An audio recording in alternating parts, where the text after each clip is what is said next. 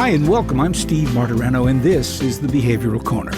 You're invited to hang with us as we discuss the ways we live today, the choices we make, the things we do, and how they affect our health and well-being. So you're on the corner, the Behavioral Corner. Please hang around a while. Hi, everybody. Welcome again to the Behavioral Corner. I'm Steve Martirano. I have a great job. I hang on the corner and wait for interesting people to come by. And they have great stories to share with us. At least we hope you're enjoying them. All of which center around behavioral health, a gigantic topic, which covers, well, everything that affects how we turn out, the decisions we make, and the life we lead. That's pretty much what makes up our behavioral health. So this is a podcast about everything. All right. Not the least of which very often is substance abuse and recovery. I think that's going to be the primary focus of today's program. We have a saying here on the corner that all stories of substance abuse and recovery are the same, except they're different. And I think I'm going to make that point abundantly clear with my guest today. Leonard Buschel has led what can only be described very briefly as a very, very colorful life, the details of which are chronicled in his new memoir. Leonard's book is entitled High. As luck would have it, he's reading it right now. Confessions of a Cannabis Addict. It's a hell of a read. It's a hell of a story. A couple of other things about Lee. Leonard, let me say hello to him first. Put your book down. Hi, Steve. Sorry. Shameless I plug. was so engrossed, I couldn't stop reading. We like shameless plugs. I got to do your resume just a little more justice than it deserves there. Leonard is a California certified substance abuse counselor. He has years of experience in that. He is the founder of Writers in Treatment. Primary purpose should be obvious there, help writers overcome some substance abuse problems. He is the director of the REEL, R-E-E-L, Recovery Film Festival and Symposium, which he founded in 2008, as well as being the editor-publisher of a weekly addiction recovery e-bulletin, which is a dandy little thing to subscribe to. You should do that. And in addition to which, he is responsible for the annual Experience, I should say, Strength and Hope Awards in Los Angeles. So that's who Leonard Buschel is. He has now wandered off into the distance, and he's back. I'm back. All right, so Leonard, thanks for joining us on the show. It's a real You're pleasure. welcome. Thank you for the invitation. Thank you for having me. And hello, everyone watching and listening. It's great to be here. As they say, it's great to be anywhere. Be anywhere, exactly. I want to begin sort of in the middle rather than at the beginning of this thing with some of the details of your experiences prior to, your sobriety, which, by the way, talk about burying the lead. Leonard is celebrating 27 years, count them, 27 years sober. Nice job, by the way. Anyway, before we get to all of that, the title of the book is interesting, and I think needs some clarification, at least from your standpoint. High, Confessions of a Cannabis Addict. Gee, Leonard, I didn't think you could get addicted to marijuana. What do you mean by a cannabis addict? Someone who smokes pot every day for more than 20 years. I think they would be considered a marijuana addict. Well, would you... Because I agree with you, if you do anything habitually, you're probably addicted to it. But as you know from your work in treatment, there's some pretty definite parameters that describe what an addiction is. Marijuana, incidentally, for people who don't know, actually does measure up when it comes to, actually clinically an addiction. But there is a difference between being dependent on marijuana and being addicted to it. You were addicted, right? My definition from addiction comes from an experience I had some years ago. I had been doing cocaine on a daily basis, meaning every day, for 13 years. And I was only a cocaine addict for the 13th year. because for 12 years, every time I did a line or a spoon, I did it because I wanted to. But in the 13th year, I would wake up in the morning and say, I'm not going to do any blow today until after dinner. But then after lunch, I'd be getting high. And there were other times I'd wake up and say, I'm not going to do any coke today. And again, after lunch, I was doing it. It's like I said, I used to, smoke my breakfast, snort my lunch, and drink my dinner. So I realized, for me, the definition of addiction is telling yourself you're not going to do something, be it gamble, shop, smoke a joint, do a line, but then doing it anyway. I know the complex definition of addiction is where, dependency and you need more and more, and there are consequences. Mm-hmm. The consequences from marijuana are not dramatic like they would be from an opiate or drinking and driving. They're very subtle. And I used to say, you could go crazy. You could become completely insane, but if you do it little by little, no one will notice. So I think it's the same thing with addiction. Just little by little, you're not, pot. I had a great conversation. I was via texting with a disc jockey from Philadelphia. Said, I have a problem with the title of your book, Addict. And he said, I've been smoking pot for 52 years and I can stop whenever I want. But had he ever tried to stop? So I think you can almost hypnotize yourself. It can almost be a mob mentality. Like you think you're getting high to get high, but I think after 20 years, you're getting high because you're dependent, because it's a habit, because it was a good idea 20 years ago. Great idea. First thing I did when I got out of rehab 27 years, I looked for a place where I could sign petitions to legalize pot. That was 27 years ago because I wasn't afraid of putting my name somewhere as a pro legalized pot person. I think it's a great drug for a time or for occasions. And I guess my hat goes off to people who can get high to go to a concert. I went to see Bjork a couple weeks ago, and I thought, I'm glad I wasn't high because it was such an intense show. I would have freaked out. But I guess for people that can really smoke a joint for special occasions, but if that special occasion is driving to work or driving home from work Or Tuesday, or Tuesday, I think they're dependent, for better or worse. Like I said, the consequences are subtle, but I believe that the thinking I think as you age, I think it's really working against you as you age and your cognitive abilities are starting to diminish a little. I don't think smoking pot every day helps. It's a great. If you're still being creative and you're still making money and you're still, enjoying everything to the max, that's wonderful. I just have a feeling it becomes a mediocre drug. Being an incredible drug, I think it ends up as being a mediocre drug after 20 years. Yeah. Well, anything you do habitually and regularly as part of a lifestyle, familiarity breeds contempt.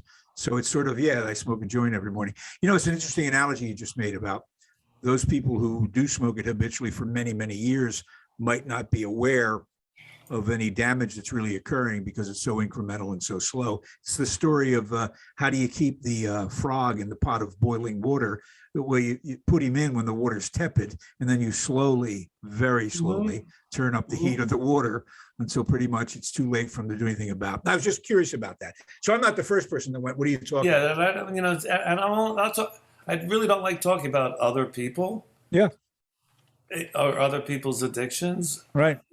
God bless everybody doing anything to get through the day or the night. I just realized, and it took me about 7 years of being clean and sober where I could admit to myself that was a stupid move. The smoking pot every day for 26 years. But I realized it was when I was 19 that I was doing LSD, or not a lot, but I did. I was on a trip, and I realized, God, I would like to be like this all the time. But I realized that was not sustainable. And I thought, but I could smoke pot every day and sort of suggest this state of consciousness, because like I said, doing LSD every day didn't seem like a good idea. And that's when I made my decision. So it wasn't a good decision, it was made. So it took me a long time to admit that I had not effed up my life, because it was okay, because I never got arrested.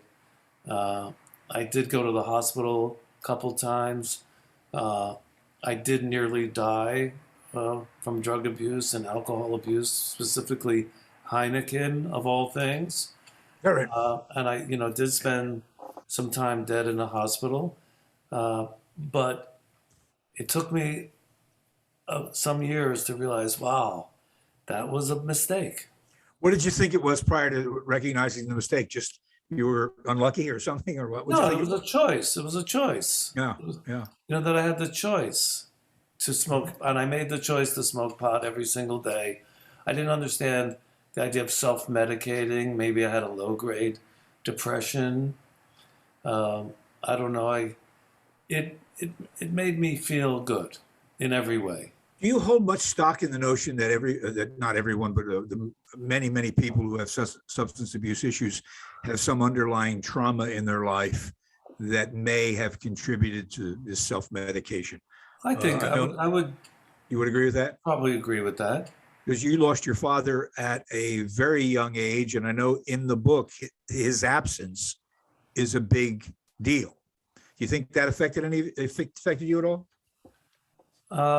In terms of substance abuse? I do indeed. I do think that when I was in school and I was in the schoolyard, and guys would be talking about their fathers, what their fathers did, where they went last weekend to a ball game or whatever, the proverbial, they had even having a catch with your father was something I never did. That's why the movie Field of Dreams kills me. But when I started dealing pot in high school, it gave me a reason for those guys to want to come talk to me. Suddenly I became part of, or even a little ascended, because I had the good weed. And to show you how old I am, which is a phrase I forbid myself to use, but I did anyway. When I was in high school, there were only 2 pot dealers. That's how long ago it was. It was new. Wait, in the world, or you mean in your high school? In my high school, there were 2 pot dealers, Ruby Ray and me. And I wanted to be near Ruby Ray. Well, I got to tell you something. I have interrupt you here right now because so we had a little monopoly. Leonard's a Philly kid. Grew up in Philadelphia in the Logan section, but as he became known as a person you could get marijuana from. No. What? Oh, I never became the person you could get marijuana from. But you don't have any unsatisfied customers in Philadelphia. Do you know what I mean? I mean, you people were happy with what you were selling. Yeah, it was the best. You had good stuff, right? Let me ask you something. Where's a kid your age? Not that you're going to tell me anybody's name, but where were you getting the best marijuana in the area? How'd you make that connection? It depends on when you're talking about. When I started importing it, I was getting it from Miami. Okay. And Big Sur. But I remember when I was 20, it was hashish. Philadelphia was very famous as a hashish central import city. And I couldn't find any. And that was my cannabis of choice at that time. Hash. And nobody had any in Philly. I had people in New York. Nobody had any in New York. And so I convinced a friend of mine in college to drop out of college to go to Israel to bring some back, because we were both so passionately, as you say, dependent on getting high every day that we could not imagine what it would be like to not get high. So I don't know if that's a good definition.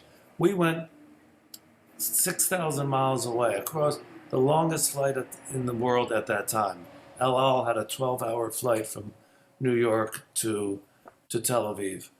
And we were on it because we couldn't handle not getting high. Mm-hmm. And the idea of smuggling back little bricks of hash through Kennedy was just a risk we were willing to take to not be, our family thought we were going to discover our roots, that somehow we had this epiphany that we should go see Israel. Our friends thought we were going to smuggle hashish back and make money, but we were really just going to get a stash. We were really just going for our stash and to make enough money to pay for the trip. So we sold, 3/4 of what we had and we kept the rest. And I remember my last sale, I had sold the last sale. I had a friend, he said he had two guys who wanted to buy my last, it was only a 1/4 ounce, 7 grams. And I went to his house in Kensington. You could probably guess the story. And 2 guys for the last 1/4 ounce. And instead of sticking their hands in their pockets to get the money, they each pulled out a handgun. Yes, right. And there was one to my head and one to my heart. And I looked in the barrel of the gun. I saw bullets. And I said, okay. And, I tried not to say anything that would just, I wanted to make them happy with their career choice. So I was very nice and calm. Okay, do you have any money? Any $200? I had $200 that I offered to them. Made a contribution. I offered it to them. Yeah. I gave them the $200. They walked me to my car through the house. I got in my car, and as I was driving away, 2 things happened. I started crying hysterically from having been in shock and realizing how close I could have been to losing my life. And at that point, I made the decision, that I've lived with to this day. I'm not dealing drugs in that neighborhood again. And I understand that Kensington and Allegheny is like the biggest open-air drug market in America. I hope no one's getting hurt there other than... Everyone's getting hurt there, Len.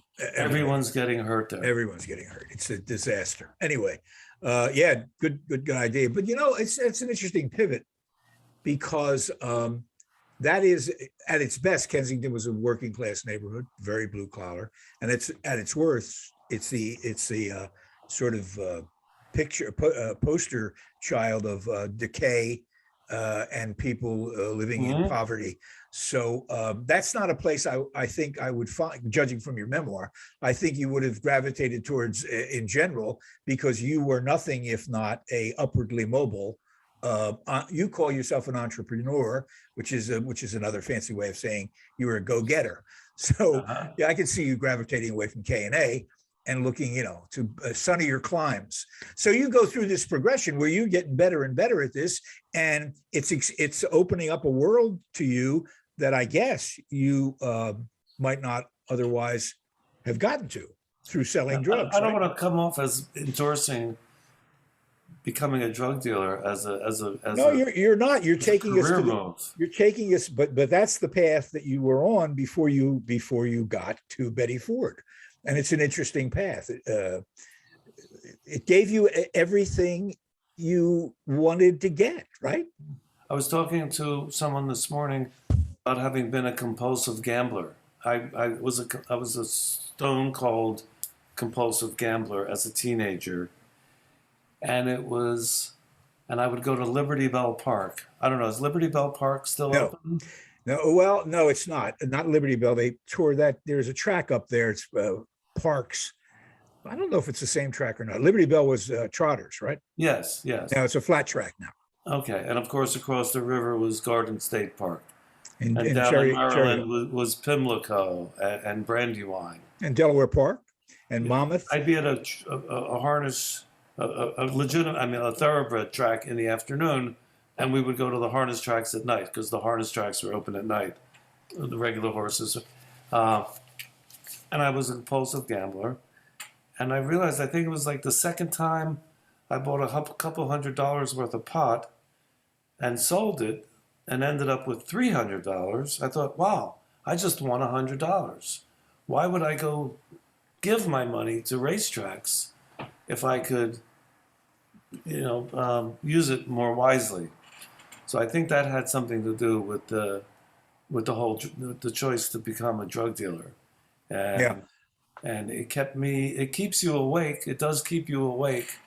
You don't really doze off. You don't really go unconscious when you have a trunk load of pot and you're driving through downtown, or you're driving down the 95 from Florida with 300 pounds of pot in your trunk. You sort of stay awake the whole time.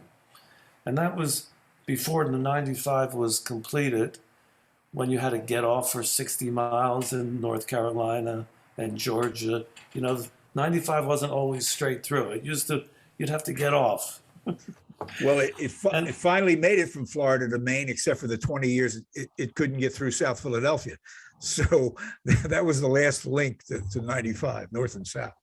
Was it the soft pretzel salesmen who wanted to make sure the cars came off the freeway to buy soft pretzels all those outside guys the refinery? All those guys in city council, and everybody had to get a piece of everything, and it took forever. What percentage of your audience do you think are Philadelphia-based or are from Philadelphia? Well, I think enough of them. I think we can see some analytics. Enough of them are from this area that they'll get the references. Well, it's a great place to be from.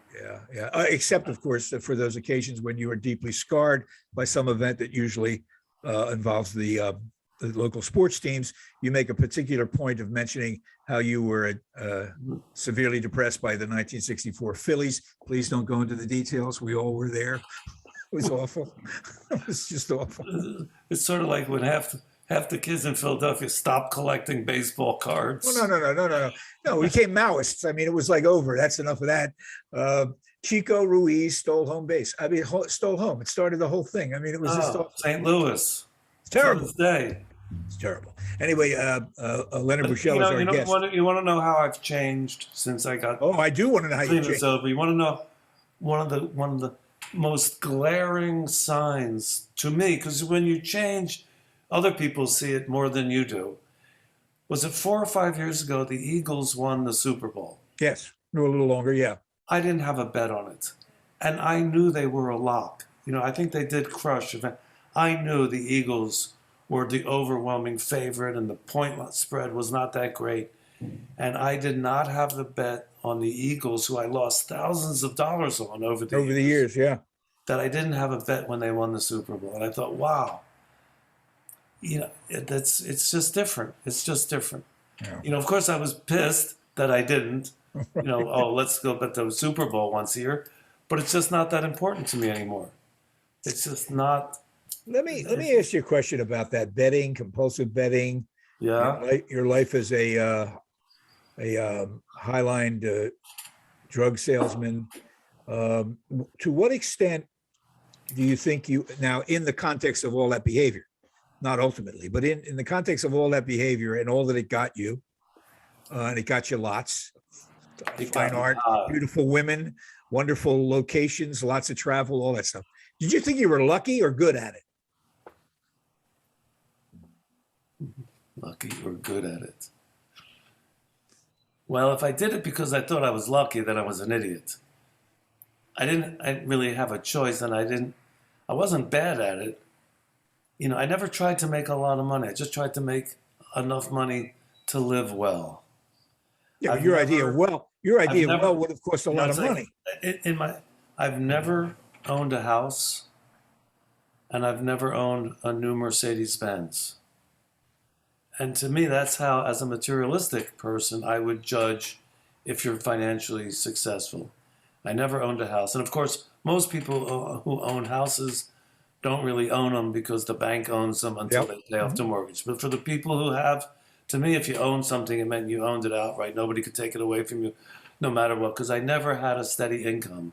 I You never also, bought a new Mercedes-Benz and I never bought a house, but I could always afford enough to live in rented houses and rented apartments in safe neighborhoods where I've always felt comfortable.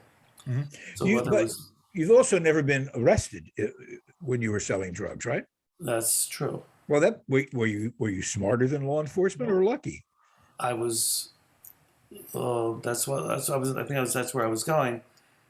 Kept a low profile. Didn't want to be the biggest drug dealer. Nobody knew I knew, no one knew I sold drugs except other drug dealers. I didn't walk down the street and people say, "Oh, there's Leonard, the drug dealer." No, only drug dealers knew I dealt drugs. I never had You didn't have a retail clientele? Who'd you sell your drugs to if nobody knew you were people who selling drugs? resold it. Oh, I I only see. sold to dealers. I didn't Oh, sell. you were a wholesaler, You could say a distributor. a distributor. I Yeah, didn't. I must say, acquisitions and distribution. right, right. I didn't get that impression from I the might have been a middleman, for all you know. yeah, yeah. Uh, Well, again, we were in Philadelphia at similar times, but you're right. I didn't know who you were. I didn't know who you were, and I knew my way around that milieu, if you were. Anyway, like I said, I never did cocaine with people who had less cocaine than I did. right. That's a good rule to go by. Leonard Buschel is our guest. He is the many things, but most recently the author of his memoir. Put it up again, Len. I don't have a copy here. I bought your book, by the way, on Kindle, so I have a virtual copy of it. It's called High. That's what it looks like. Confessions of a Cannabis Addict. We've just scratched. It is the on surface. Amazon. It is. It Yeah, I is bought on it. Amazon, I bought it. and the download is $4.20. $4.99. You must have a They family and must have been friends the price. tax. They must have Yeah. charged the tax. And this is $19.95. Well, there you go. If you have Prime, you can get it in 2 days and start reading it by Saturday. It's very funny. It's very sexy with a lot of photographs. There's a lot of good pictures. Oh, wait. The Kindle copy had no photographs. Oh no! Look, there's me and my first addiction pinball machine. Oh, yes, You it see did. Leonard at the Yes, I pinball did. machine? There you are in Logan, It's right? made The with- Logan neighborhood. And here's one of me with forget the pinball. My first addiction was What is that? the Sony Trinitron. Yes, right. Okay, I still have one of television. I still have one of those. I Mother's think. milk, sugar, Coca-Cola, and was my. Well, you were also very dependent on asthma medication because you had serious asthma I problems. did have. I wondered serious I wondered reading the book whether or not subconsciously the life-saving, and that's what it was, life-saving qualities of particularly the inhaler that you were introduced to, and all the drugs they gave you to get you to breathe, didn't subconsciously work in your head saying, well, drugs are good.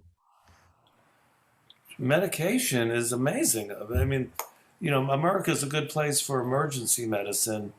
It's a great place if you have a chronic illness, but there are medications like prednisone, which can literally save your life like that if you're having an asthma attack. And I'm sure most people watching take something. Of course, because the big pharma has completely taken over the world in every way. They make the military-industrial complex look like pictures compared to what they've done, including the Sackler family. Yeah. With all, with them getting people addicted. Let me show one more picture that I really love. That's me in the Holy Land holding the hashish that I ended up bringing back. That's the shit I got held up for. In the Holy Land. Well, I brought it home and then got held up at K&A. Do you do you worry that you will be judged ultimately for using the holiest of holy places, Israel, as cover for your drug smuggling? Did that ever bother you that you were telling your mom you were going over to the Wailing Wall? You think a Jew would ever judge anybody for making money? That's a good point. Hey, by the way, earlier you said you signed your name to a legalized marijuana petition, but that was 27 years ago. How do you feel about legalized marijuana now that it's real? It's every the cliche is there are almost as many pot shops as there are Starbucks in Los Angeles. right out my window, there's two giant billboards for a marijuana store at the corner. What do I think about it? I think it's one of the few social improvement, legal or social. I think it's one of the greatest gifts to humanity right now. I think people will look back at the last 50 years and think, what barbarians. They put young black and white and immigrant people into jail for having marijuana. They put them in jail just to fill up the jails for the people who own the prisons. It had nothing to do with the drug itself. As Gabor Mate, the great psychologist and doctor, says, it wasn't a war on drugs, it was a war on drug addicts. It was a war on poor people. It's the sins of the people who enforce those laws. They should be, held accountable. And yet, given your experience, your book's entitled Cannabis Addict, and your path that began and continued through with heavy marijuana use, you don't think there's any potential downside to legalizing marijuana? None whatsoever. Recreationally? None whatsoever. That's like saying, why isn't alcohol illegal? A lot more people die from alcohol and alcoholism every year than opiates and heroin, and certainly not marijuana. Okay, nobody died of a marijuana overdose.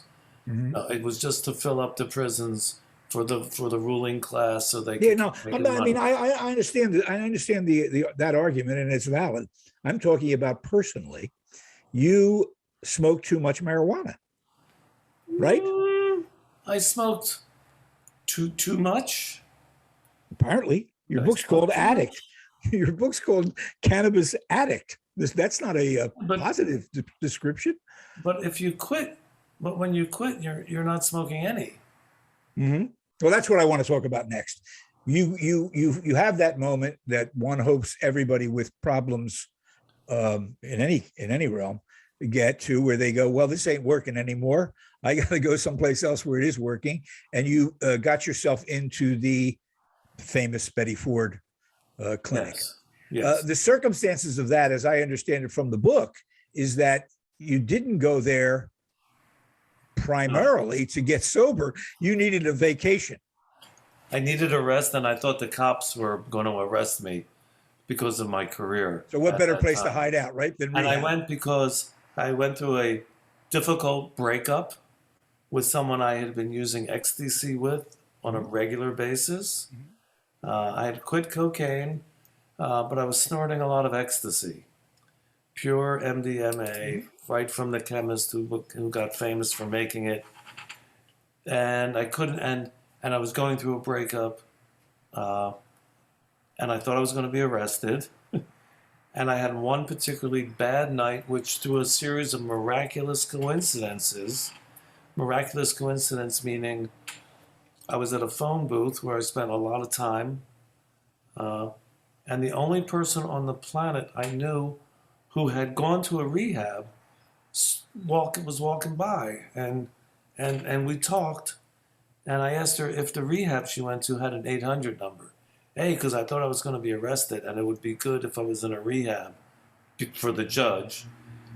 And 3 weeks later, I ended up driving myself to the Betty Ford Center or clinic. It's not Camp Betty. It's a real place. And I went up and I drove myself there, and I went up to the front desk. I said, my name is this where I register? I said, is this where I check in? And she said, check in. It's not a hotel. It's a hospital. This is where you get admitted. They put the band on you and they take your blood and all that. What's my point? Oh, I did not go there. Even on the application on the phone, I didn't mention marijuana. I mentioned Percodans and Valium and the ecstasy and the previous cocaine, but I didn't mention pot because I was not intending to give it up. So I figured I'm not going to mention it to them. I didn't know how rehabs worked. I'd never been to an AA meeting or any kind of 12-step meeting. So I'm like I was a fool. Luckily, the fool. I don't know if the archetype, the fool, ever comes into your programs. Yep. As a fool, I went thinking it was just going to be a month of R&R, some swimming, some water volleyball, and I could get my act together, or at least clean out from the ecstasy.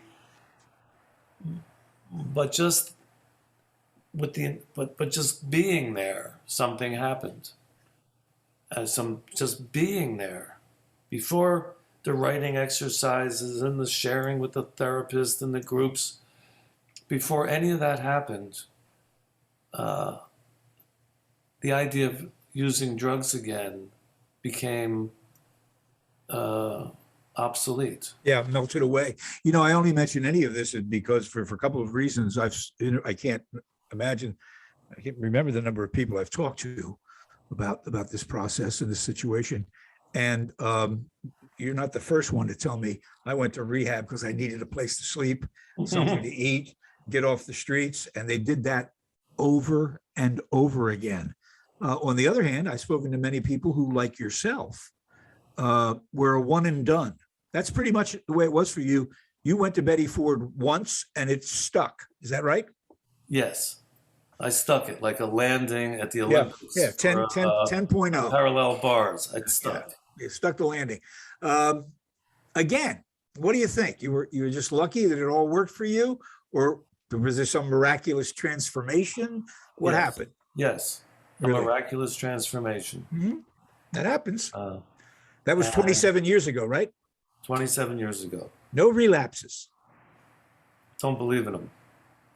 You might not believe in them. You make a decision. It's like my friend, a great songwriter named George Wallace from Philadelphia, not the politician. Great guy. I think he's out there in Feasterville, or could be.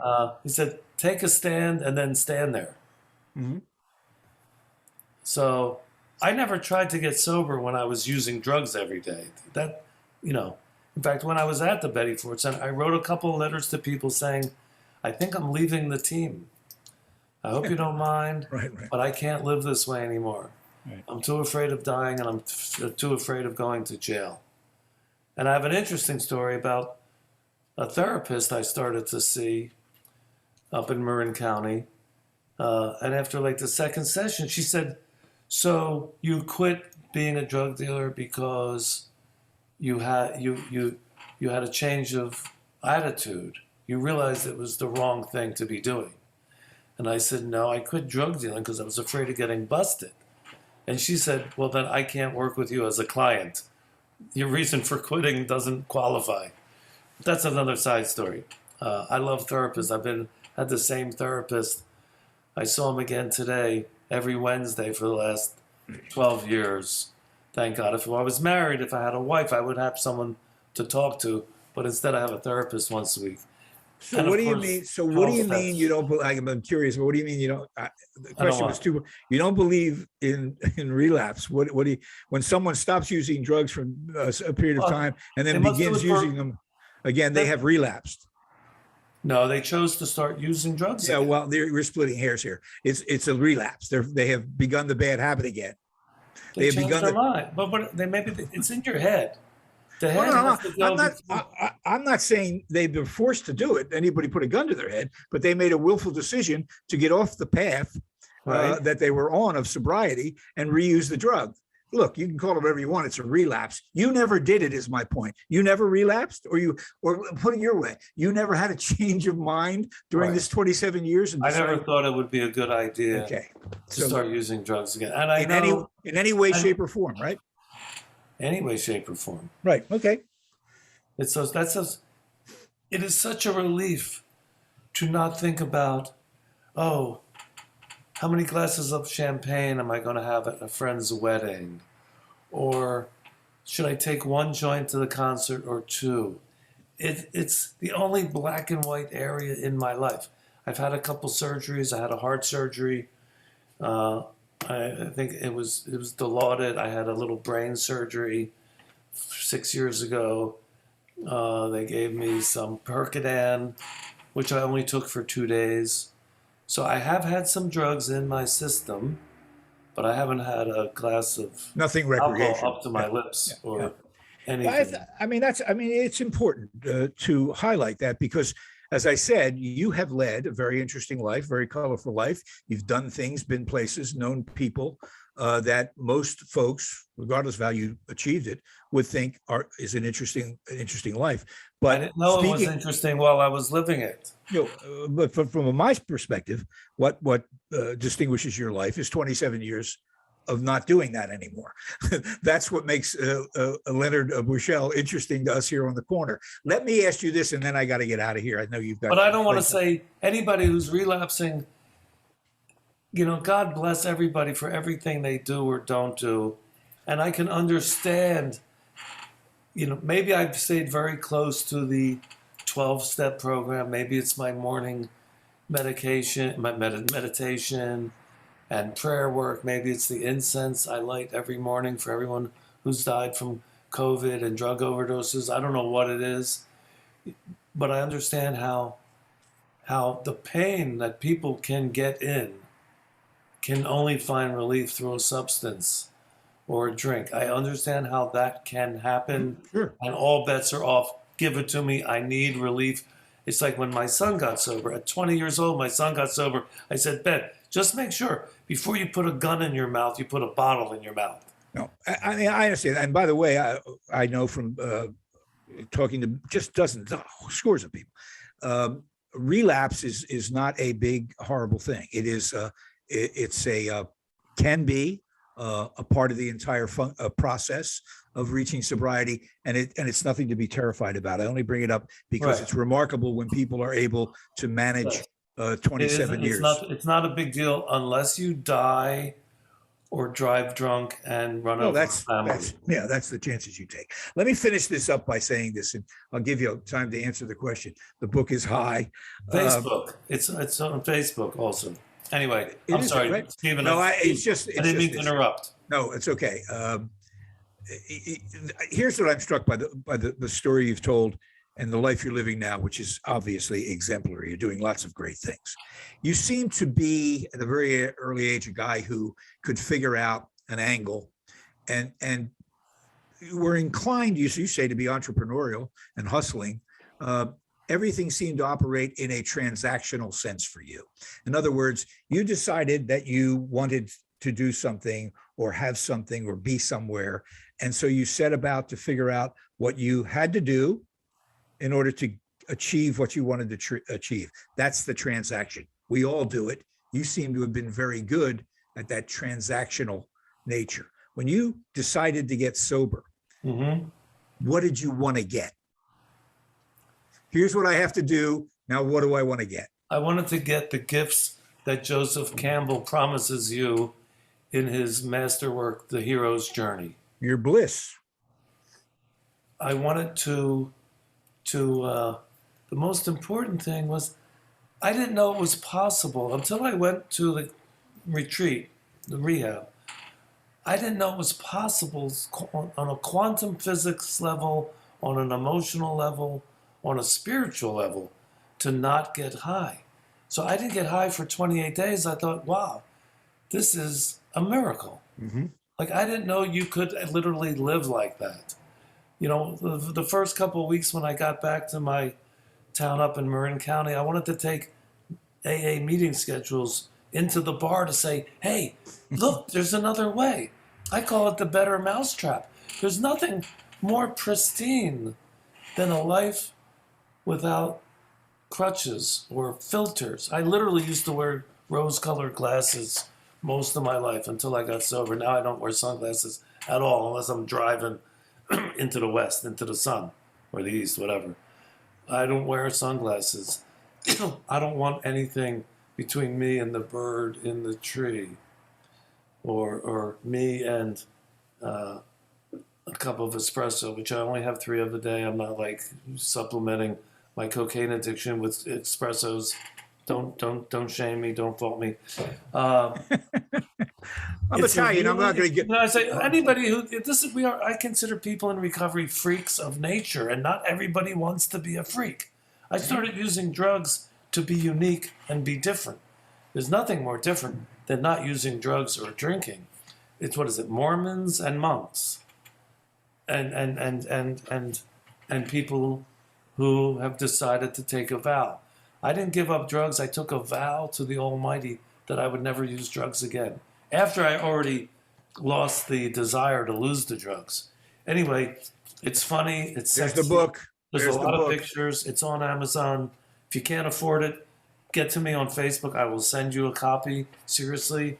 I wrote the book to basically tell my sons who I was, who I am, because they're in it. And maybe someone who's been smoking for 30 years might think, let me try not smoking for a week. And they'll get sick and they'll not be able to sleep.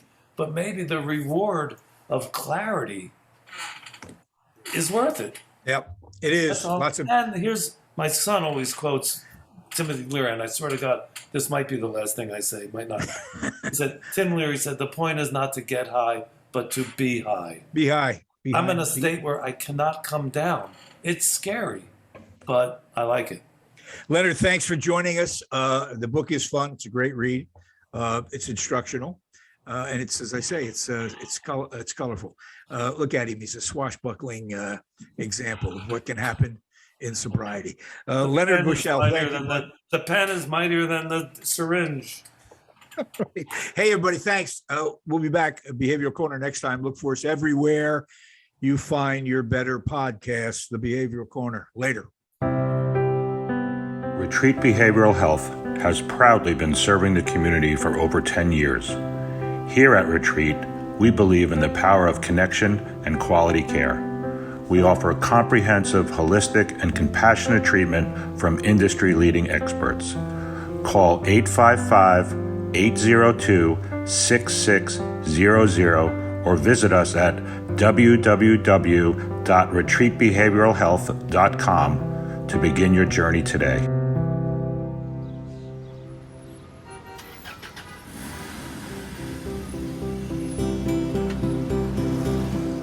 That's it for now. And make us a habit, hanging out at the Behavioral Corner. And when we're not hanging, follow us on Facebook, Instagram, and Twitter on the Behavioral Corner.